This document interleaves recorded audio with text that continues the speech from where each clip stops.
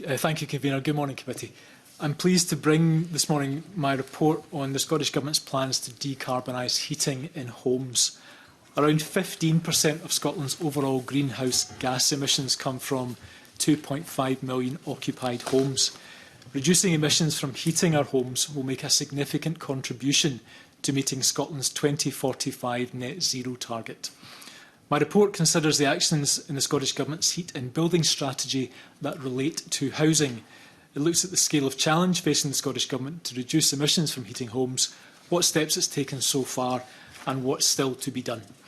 The Scottish Government's approach focuses on two things. It intends to scale up its long-standing work to improve the energy efficiency of Scotland's homes, and by 2045 it is targeting the mass switch away from carbon-emitting systems like gas boilers to cleaner heating systems such as heat pumps.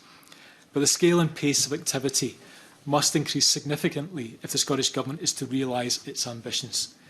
The Scottish Government is working to create the right conditions now to enable households to make the changes needed, but it faces significant risks. It's a complex process, no doubt, that relies upon several stakeholders, including the public, private sector investors, industry, and with the UK Government. Interrelated factors such as new legislation, public and private investment, supply chain growth and infrastructure development are all key to its future success. The Scottish Government has laid some of the foundations to enable it to move forward with its plans, such as developing governance arrangements and increasing the capacity of its heat in buildings programme team. It now needs a clear plan of action to take forward the delivery of its heat and building strategy. The Scottish Government has estimated that the total cost of decarbonising heating in Scotland's buildings to be around £33 billion across the public and private sector and households.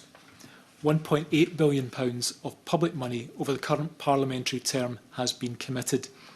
The Scottish Government must ensure it achieves value for money from its investment, and it must work effectively with the private sector to ensure funding and finance is available for homeowners and industry to support a large-scale change in how we heat our homes.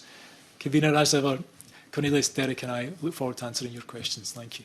Thank you very much indeed. Can I pick up straight away one of the themes of that introduction, which is about the governance arrangements? And I think in the report you say that the Scottish Government should finalise governance arrangements for its heating building strategy as soon as possible, is the expression you use, i.e. there's a degree of urgency, I think, to this, and that seems to be